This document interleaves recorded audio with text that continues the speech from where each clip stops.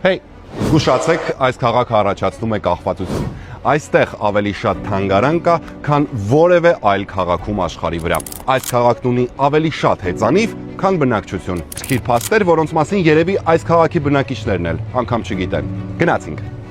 Սկսենք քաղաքի ամենատուրիստական ու տեսարժան հասցեներից մեկից։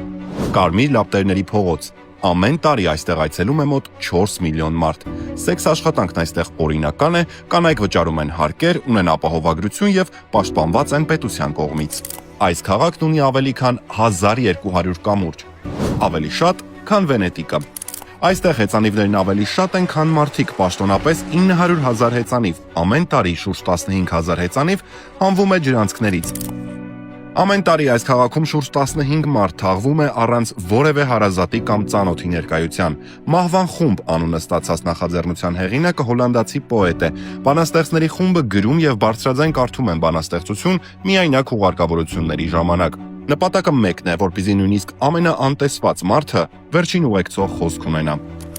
Այս քաղաքում մարդիկ ապրում են ջրի վրա։ Այո, այստեղ կան ավելի քան 2500 բնակելի նավ, որտեղ մարդիկ ապրում են։